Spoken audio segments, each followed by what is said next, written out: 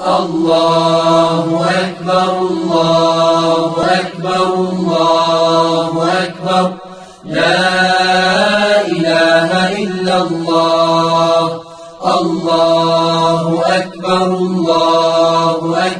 ولله الحمد الله أكبر كبيرا والحمد لله كثيرا وسبحان الله بكرة وأصيلا لا إله.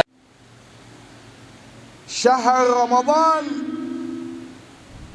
الذي كتب فيه الصيام. يقول الله عز وجل في القرآن الكريم بعد أعوذ بالله من الشيطان الرجيم بسم الله الرحمن الرحيم يا أيها الذين آمنوا كتب عليكم الصيام كما كتب على الذين من قبلكم لعلكم تتقون. صدق الله العظيم. الإسلام أيها الإخوة والأخوات في الدين اعتقاد وعبادات وأحكام ومعاملات وأخلاقيات وجماليات. والصيام من العبادات بل هو في 5 من أركان الإسلام. يقول الإمام الشافعي: Remerciement à Allah, Seigneur des mondes, celui qui a voulu faire du mois de Ramadan une opportunité pour nous afin que nous puissions renouveler notre pacte, notre relation avec notre Seigneur. J'atteste qu'il n'y a point de divinité qu'Allah et que le prophète Mohammed est son serviteur, son messager.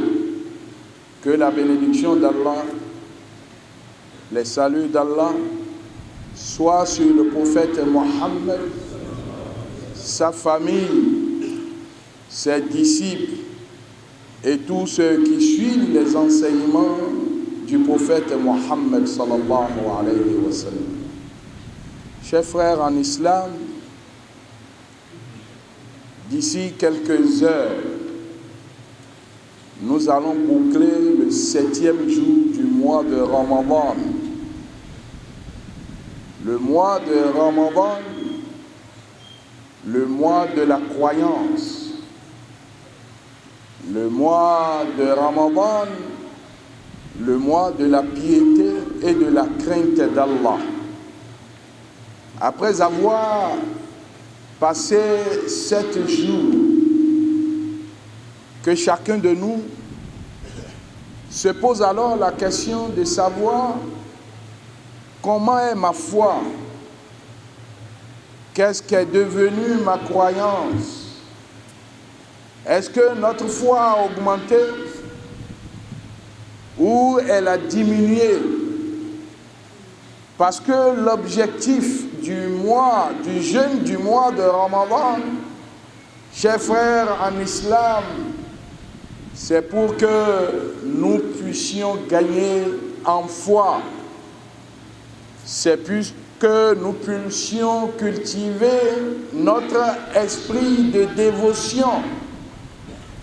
Chers frères en islam, est-ce que dans les 7 jours-là, nous avons évolué ou bien nous sommes toujours à la même étape en train d'avancer et en marquant le pas? Chers frères et sœurs en islam, c'est là la question que nous devons nous poser. Car Dieu, il nous a dit dans le Saint-Coran, nous vous avons prescrit le jeûne du mois de Ramadan pour une seule raison. C'est pour que vous puissiez raffermir votre foi. C'est pour avoir plus de solidité dans notre croyance. Posons-nous alors la question, qu'est-ce que Dieu est devenu pour nous? Qu'est-ce qu'il est désormais? Qu'est-ce que nous sommes prêts à faire avec Dieu? C'est la question que chacun de nous doit pouvoir se poser. Chers frères en islam, lorsqu'on parle de la crainte de Dieu, lorsqu'on parle de la croyance de Dieu, il y en a beaucoup qui ne comprennent pas de quoi il s'agit. La crainte de Dieu suppose qu'il y a autour de nous des dangers. La crainte, quand on entend le mot crainte, ça veut dire qu'il y a quelque chose qui peut faire mal, qui nous entoure et dont nous devons craindre.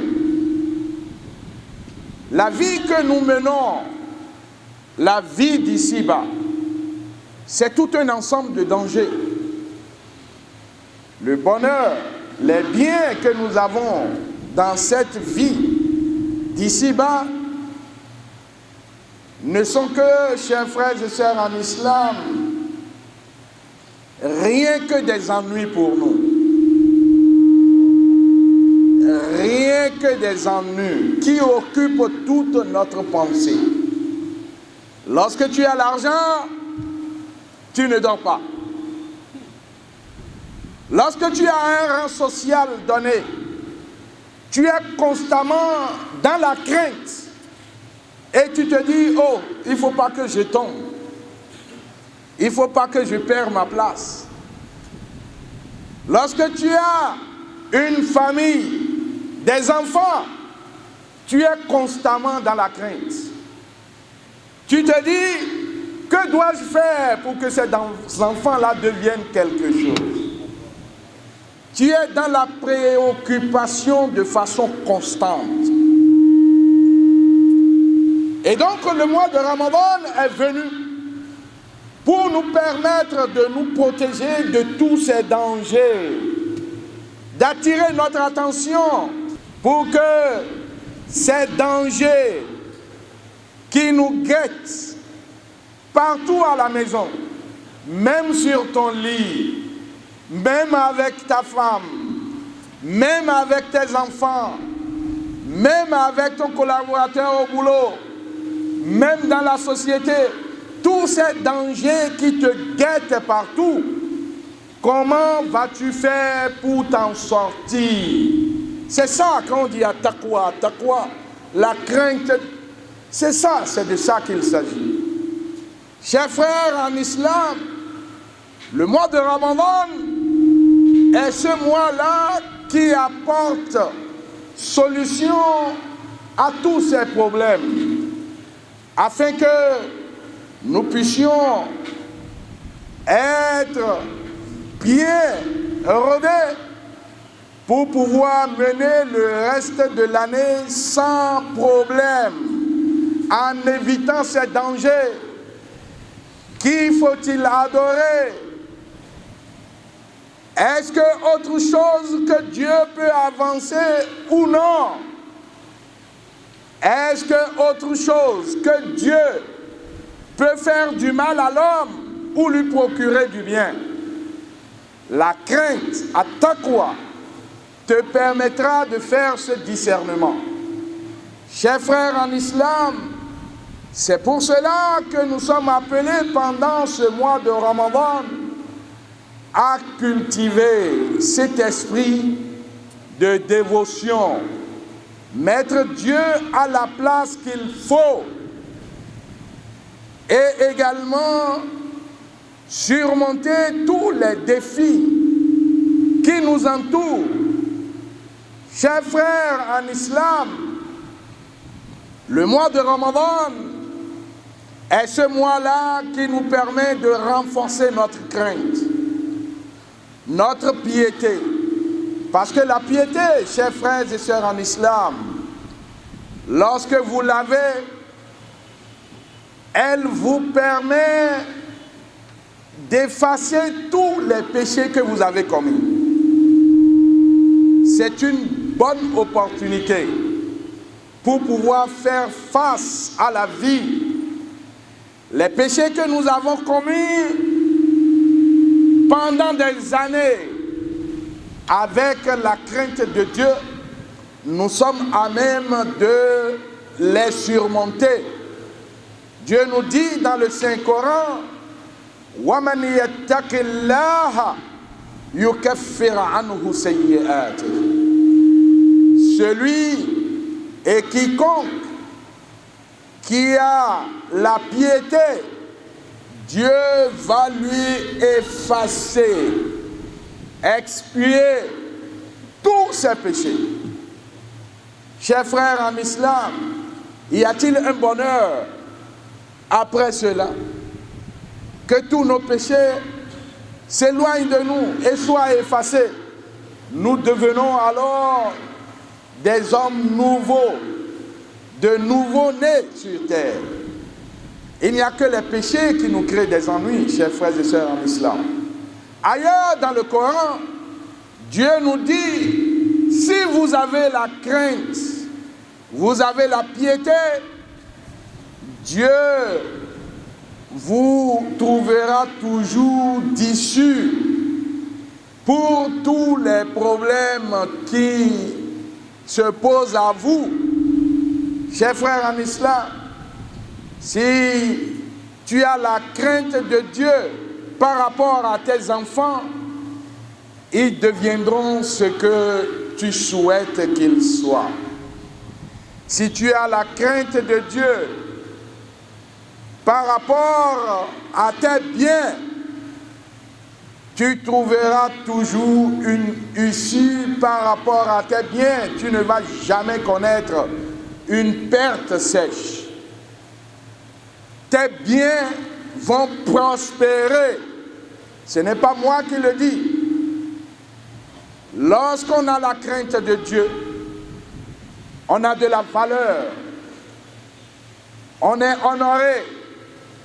Un jour, un homme, au vu des gens très insignifiants, est allé voir le prophète Mohammed. Et le prophète l'a accueilli avec beaucoup d'honneur, au point où le dernier était même dépassé. Il dit, oh, c'est envoyé de Dieu. Tout cet honneur-là, c'est pour moi. Est-ce que je mérite tout ça? Et le prophète lui dit, tu mérites plus que ça. Tu es insignifiant ici-bas, mais dans l'au-delà, tu es un grand homme.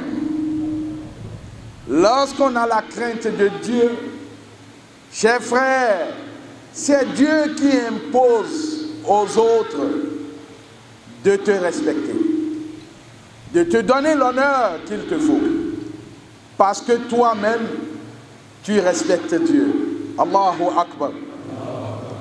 Chers frères en islam,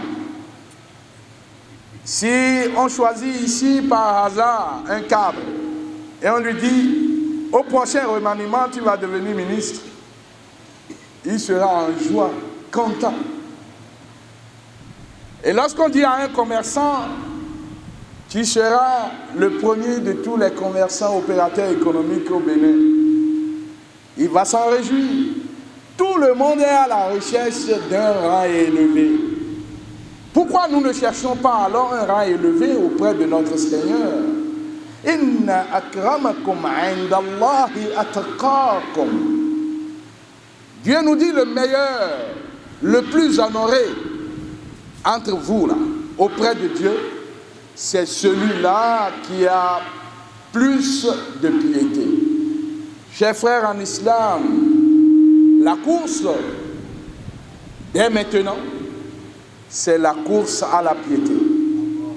La course dès maintenant, c'est la course vers la crainte de Dieu.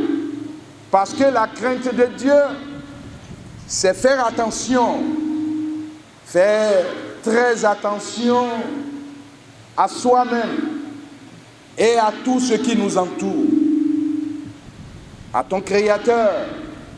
Faire attention à ton Créateur, faire attention à tout ce qui t'entoure, tes parents, tes progénitures, tes voisins. Il faut toujours prêter attention. C'est ça la crainte de Dieu. Ce n'est pas mettre de courtes dialabes et piétiner les autres. Ce n'est pas laisser de grandes barbes et offenser les autres. Il faut prêter attention aux autres. C'est ça la crainte de Dieu. Et ce n'est pas seulement les hommes, les animaux et également les végétaux. Chers frères en islam, le prophète Mohammed, il prêtait attention à tout, même aux domestiques. Au point où un de ses domestiques témoignait un jour. Il dit, le prophète Mohammed, il ne m'a jamais insulté. Allahu Akbar. Combien de fois, chers frères en islam, chères sœurs en islam, combien de fois tu peux compter le nombre de fois que tu as dit imbécile dans la vie là, à ta domestique, à ton domestique. Tu peux compter ton employé, ton collaborateur, combien de fois tu l'as insulté. Voilà un témoignage d'un domestique du prophète Mohammed qui a fait avec lui 10 ans. Il dit, le prophète n'a jamais levé la main sur moi et il ne m'a jamais insulté. Allahu Akbar. C'est ça l'exemple de la crainte de Dieu. Le prophète Mohammed, même pendant la guerre, il dit, ne touchez pas aux faibles, ne touchez pas aux femmes, ne coupez pas les arbres. Allahu Akbar. Allahu Akbar. Qu'est-ce que nous faisons des plantes? Qu'est-ce que nous faisons des arbres? Ces arbres-là qui jouent un rôle important dans notre vie. Parce que lorsque nous respirons, nous envoyons du gaz carbonique et nous respirons de l'oxygène. Lorsque nous voulons cueillir la noix de coco, nous lui jetons la pierre à l'arbre, au cocotier. Mais en retour, il nous donne le fruit. L'arbre, lorsqu'on nous enterre, c'est les feuilles de l'arbre qu'on met sur nous, afin que ces arbres qui sont en train, ces feuilles-là qui sont en train de louer le Seigneur, que nous puissions profiter de leur louange. Allahu Akbar. Combien d'arbres nous avons semés? Combien d'arbres nous avons mis sur terre? Combien d'arbres nous avons détruits? Chers frères en islam, c'est la semaine de l'arbre. Prêtons attention à tout ce qui nous entoure. C'est ça la crainte de Dieu. Aqulu qawli hadha wa ad'ukum ila an tarfa'u aydiyakum ila as-samaa. Allah takunu sa'atan. Allahumma ansur al-islam wal muslimin.